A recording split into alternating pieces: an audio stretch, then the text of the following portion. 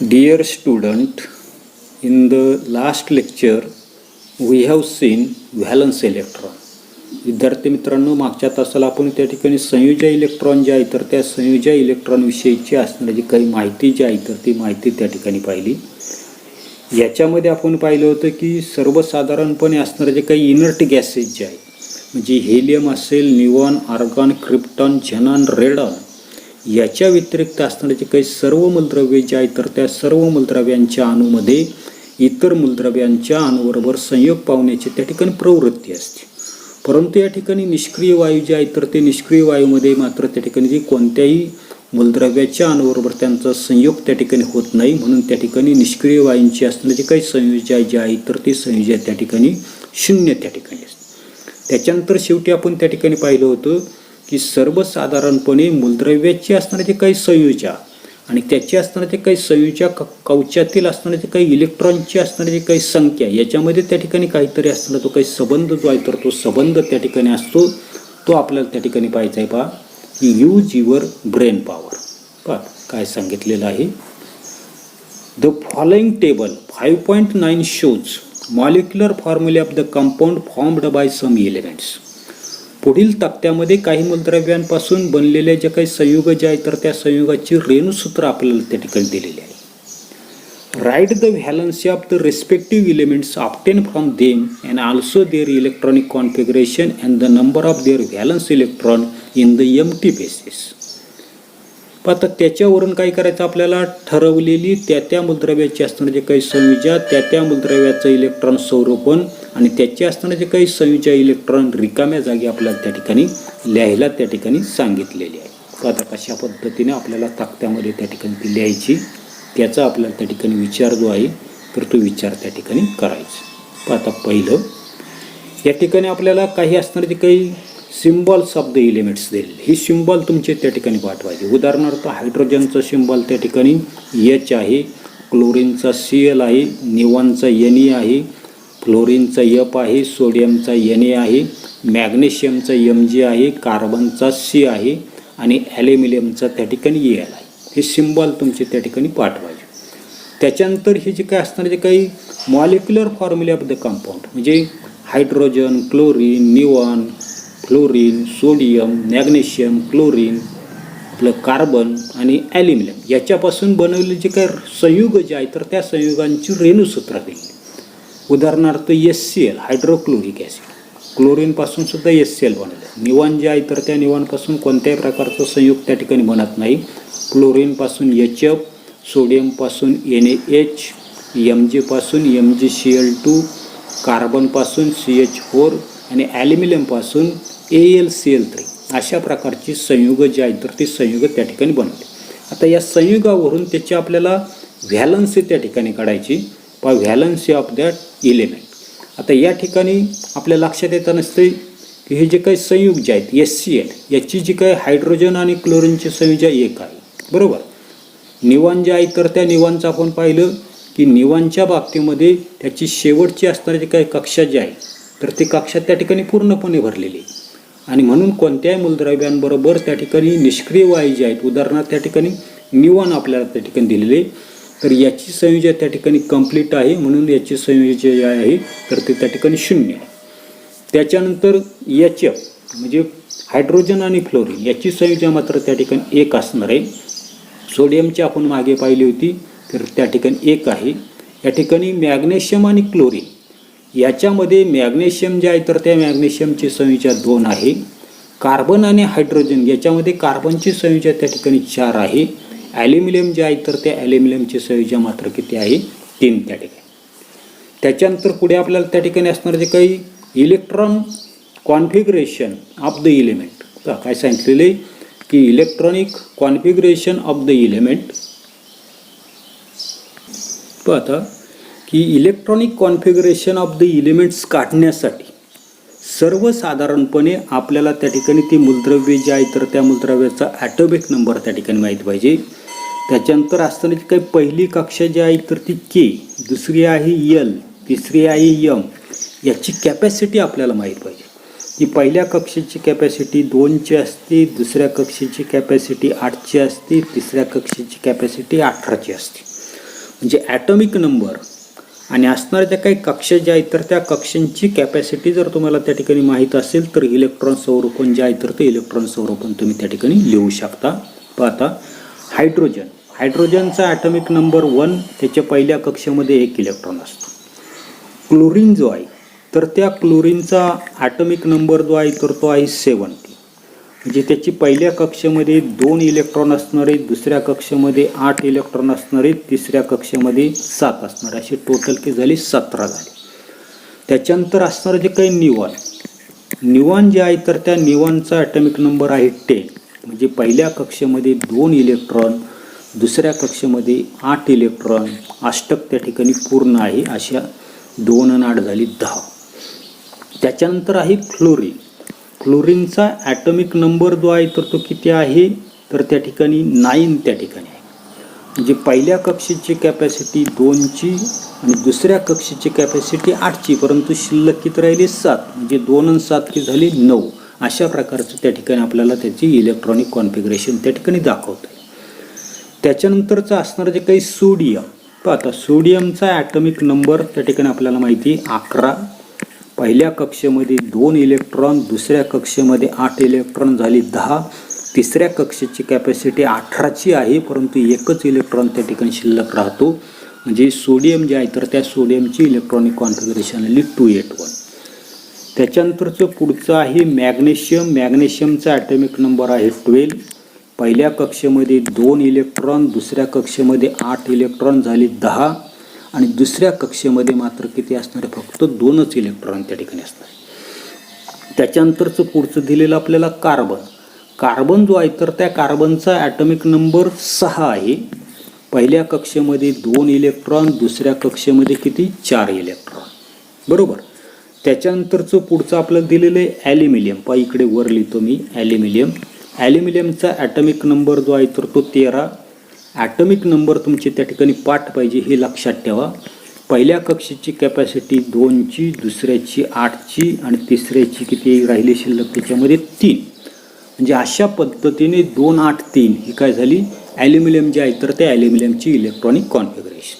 पाहता याच्यानंतर पुढे म्हणजे सर्वसाधारणपणे पुन्हा मी त्या ठिकाणी शॉर्टकटमध्ये त्या ठिकाणी लिहितो आहे. पहा निऑनची असणारी काही इलेक्ट्रॉनिक कॉन्फिगरेशन जे आहे तर ती 2-7 आहे, 2-8 त्या ठिकाणी आहे. फ्लोरीन जे आहे तर त्या फ्लोरीनची किती आहे 2-7 आहे. सोडियम जे आहे तर त्या सोडियमची 2-8-1 आहे. मॅग्नेशियमची 2-8 आणि 2 आहे. त्याच्यानंतर कार्बन जो आहे तर त्या कार्बनची इलेक्ट्रॉनिक कॉन्फिगरेशन 2 आणि 4 आहे. ॲल्युमिनियम जो आहे तर त्या ॲल्युमिनियमची 2-8 आणि 3 आहे, बरोबर. पहा 3 आहे. आता नंबर ऑफ व्हॅलन्स इलेक्ट्रॉन म्हणजे शेवटच्या कक्षेमध्ये असणारे जे काही इलेक्ट्रॉन, शेवटच्या कक्षेमध्ये हायड्रोजनच्या 1, इथे सुद्धा 1 दाखवलं. क्लोरीनच्या शेवटच्या कक्षेमध्ये 7 electron, number of valence electron किती 7. निऑनच्या बाबतीमध्ये शेवटच्या कक्षेमध्ये 2 इलेक्ट्रॉन म्हणून इथे किती म्हटलं 2. त्याच्यानंतर फ्लोरीनच्या बाबतीमध्ये शेवटच्या कक्षेमध्ये 7 आहे म्हणून इथे 7. सोडियमच्या बाबतीमध्ये शेवटच्या कक्षेमध्ये 1 इलेक्ट्रॉन आहे, 1 दाखवलं. मॅग्नेशियमच्या बाबतीमध्ये शेवटच्या कक्षेमध्ये 2 इलेक्ट्रॉन, 2 दाखवलं. कार्बनच्या बाबतीमध्ये शेवटच्या कक्षेमध्ये 4 इलेक्ट्रॉन म्हणजे व्हॅलन्स इलेक्ट्रॉन 4. ॲल्युमिनियमच्या बाबतीमध्ये शेवटच्या कक्षेमध्ये 3 इलेक्ट्रॉन आणि म्हणून नंबर्स ऑफ व्हॅलन्स इलेक्ट्रॉन त्या ठिकाणी 3 दाखवले, बरोबर. मग आता या ठिकाणी आपल्याला काय करायची तर त्याची संयुजा काढायची. आता संयुजेच्या बाबतीमध्ये पहा हायड्रोजन जो आहे तर त्या हायड्रोजनमध्ये किती असणारे फॉर्म्युला आपल्याला दिलेले 8-x अशा प्रकारचा फॉर्म्युला जो आहे तर तो फॉर्म्युला आपल्याला त्या ठिकाणी दिलेला आहे. पहा काय दाखवतो मी या ठिकाणी नेमकं तर त्याचा आपल्याला त्या ठिकाणी विचार जो आहे तर तो विचार त्या ठिकाणी करायचे. पुन्हा एकदा त्या ठिकाणी शॉर्टकटमध्ये मी त्या ठिकाणी असणारे जे काही संयुजे जे आहेत म्हणजे शेवटच्या कक्षेमध्ये असणारे जे काही इलेक्ट्रॉन जे आहे तर ते इलेक्ट्रॉन मी या ठिकाणी दिसतात आपल्याला. पाहत म्हणजे या ठिकाणी हायड्रोजनच्या बाबतीमध्ये त्याची संयुजा 1 असणार. क्लोरीनच्या बाबतीमध्ये काय केले 8मधून 7 वजा केले म्हणजे शेवटच्या कक्षेमध्ये असणारा जो काही इलेक्ट्रॉन वजा केला तर क्लोरीनची संयुजा 1 आली. अशाच पद्धतीने निवांच्या बाबतीमध्ये 8 वजा 8 केलं तर ते किती आलं? 0 आलं. म्हणजे निवान जे आहे तर त्या निवांची संयुजा 0. त्याच्यानंतर फ्लोरीनच्या बाबतीमध्ये 8 वजा 7 त्याची संयुजा किती आली? 1 आली. बरोबर. त्याच्यानंतर सोडियमच्या बाबतीमध्ये 8 मधून 1 गेला. पाहत काय सांगितलेले की 8 वजा 1 म्हणजे त्या ठिकाणी सोडियम जो आहे तर त्या सोडियमच्या बाबतीमध्ये आपल्याला पाहायचे की सोडियममध्ये शेवटच्या कक्षामध्ये 1 इलेक्ट्रॉन म्हणजे त्या ठिकाणी सोडियमची सुद्धा असणारी जी काही व्हॅलन्सी जी आहे तर ती व्हॅलन्सी 1 असणारे. त्याच्यानंतर मॅग्नेशियमची 2 असणारे. कार्बन जो आहे तर त्या कार्बनची संयुजा 4 असणारे आणि असणारं जे काही शेवटचं असणारं जे काही ॲल्युमिनियमची संयुजा त्या ठिकाणी 3 असणारे. हे तुम्ही त्या ठिकाणी लक्षात ठेवा. याच्यानंतर पुढे पाहता यूज युअर ब्रेन पॉवर. डोकं आपल्याला त्या ठिकाणी चालवायचे. आता काय चालवायचे की in the table 5.9 column you have written identified valency from its molecular formulae. की तक्ता क्रमांक 5.9 जो आहे तर त्याचा असताना तो काही चौथा स्तंभ जो आहे तर त्या चौथ्या स्तंभामध्ये तुम्ही संयुगाच्या रेणुसूत्रावरून शोधलेले जे काही मूलद्रव्य जे आहे तर त्या मूलद्रव्यांच्या संयुजा त्या ठिकाणी लिहिलेले आहेत. त्याच्यावर आधारित आपल्याला काही प्रश्नांची उत्तरं द्यायची. त्याच्यामधला पहिला प्रश्न त्या ठिकाणी आपल्याला दिलेला आहे. पहा की when the number of the valence electron in an element X is 4 or less than 4 does x matches with the valency of that element. म्हणजे जेव्हा मूलद्रव्याची संयुजा इलेक्ट्रॉनची संख्या एकचं असणारं जे काही मूल्य जे आहे किंमत जी आहे तर ती 4 किंवा 4पेक्षा कमी असेल तेव्हा एकचं मूल्य मूलद्रव्याच्या संयुजेशी त्या ठिकाणी जुळतं का? आता काय सांगता येईल की when the number of the valence electron in an element X is 4 or less than 4 then the X matches with the valency of that element. तर ते त्याच्याशी जुळते. दुसरा प्रश्न आपल्याला त्या ठिकाणी विचारला आहे. पहा की when the number of the valence electron in an element X is 4 or more than 4 does 8 minus x match with the valency of that element. How many electrons are used to complete the octet? म्हणजे जेव्हा एकचं मूल्य 4 किंवा 4पेक्षा अधिक असेल तेव्हा 8 वजा 1ची असणारी काही किंमत जी आहे तर ती किंमत मूलद्रव्याच्या संयुजेशी त्या ठिकाणी जुळते का? आणि या मूलद्रव्याचं इलेक्ट्रॉन अष्टक पूर्ण होण्यासाठी किती इलेक्ट्रॉन त्या ठिकाणी कमी आहे? तो आता साधा प्रश्न आहे की when the number of the valence electron in an element x is 4 or more than 4 then 8 minus x match with the valency of that element. 8 minus x electron are used to complete the octet. 8 वजा x ही जी काही किंमत जी आहे जेवढे electron त्या ठिकाणी असतील तर त्याच्यामध्ये काय केलं तर ऑक्टेट पूर्ण करण्यासाठी लागणारी जी काही इलेक्ट्रॉनची संख्या जी आहे तर ती इलेक्ट्रॉनच्या संख्येचा त्या ठिकाणी वापर जो आहे तर तो वापर त्या ठिकाणी केला जातो. From this, you will learn that there is the general relationship between the valency of an element and its electronic configuration as shown below. म्हणजे याच्यावरून आपल्या त्या ठिकाणी लक्षात येतं नसतं की मूलद्रव्याची असणारी जे काही संयुजा आणि मूलद्रव्याचं असणारं जे काही इलेक्ट्रॉन स्वरूपण याच्यामध्ये साधारणपणे पुढील प्रकारचा संबंध त्या ठिकाणी असतो. आता काय दिलेले तर त्याचा आपल्याला त्या ठिकाणी विचार करायचा आहे की या ठिकाणी आपल्याला ऑलवेज रिमेंबरमध्ये काय दिले ते आपण पहिल्यांदा पाहू. आता ऑलवेज रिमेंबरमध्ये की valency of an element is same as the number of its valency electron if this number is 4 or less than 4.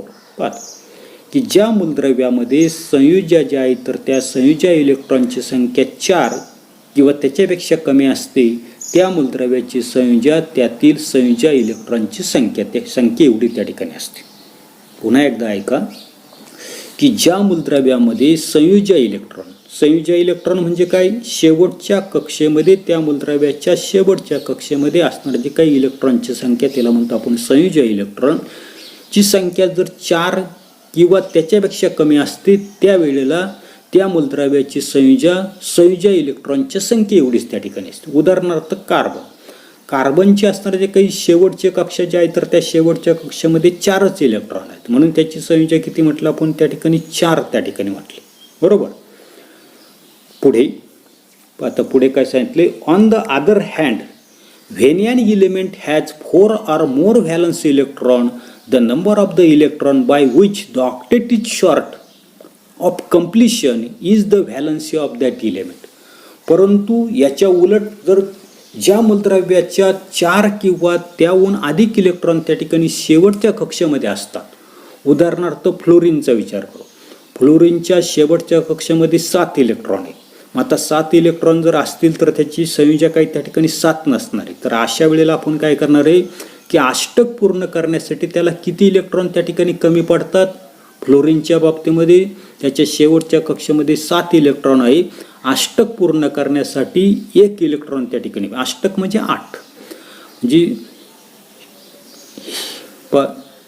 Fluorine जे आहे तर त्या फ्लोरीनचा आपण त्या ठिकाणी विचार करतोय की फ्लोरीन जे आहे तर त्या फ्लोरीनचा ॲटॉमिक नंबर आहे 9. त्याची इलेक्ट्रॉनिक कॉन्फिगरेशन जर आपण पाहिली तर 2 7. आता ही जी काही शेवटची कक्षा जी आहे तर त्याला आपण म्हणणार आहे व्हॅलन्स सेल, संयुजा इलेक्ट्रॉन. आता याची संयुजा जी आहे तर ती 7 आपण त्या ठिकाणी म्हणणार नाही, कारण अष्टक पूर्ण करण्यासाठी याला कितीची गरज आहे, अजून 1 इलेक्ट्रॉनची त्या ठिकाणी गरज आहे. आणि म्हणून अष्टक पूर्ण करण्यासाठी जेवढे इलेक्ट्रॉन लागतात तर तेवढी त्याची त्या ठिकाणी संयोज्य त्या ठिकाणी असणार आहे. पुन्हा एकदा पहा की ज्या मूलद्रव्यात 4 किंवा त्याहून अधिक इलेक्ट्रॉन त्या ठिकाणी शेवटच्या कक्षेमध्ये असतात तेव्हा अष्टक पूर्ण करण्यासाठी जितके इलेक्ट्रॉन त्या ठिकाणी कमी असतात ती संख्या म्हणजे त्या मूलद्रव्याची असणारी जी काही संयोज्य जी आहे तर ती संयोज्य त्या ठिकाणी असते. याचा आपण त्या ठिकाणी विचार जो आहे तर तो विचार त्या ठिकाणी करणार आहे. पण एवढाच असणारा जो काही भाग जो आहे तर तो भाग आपण या तासाला पाहणार आहोत. पुढील भाग पुढील तासाला पाहू. धन्यवाद.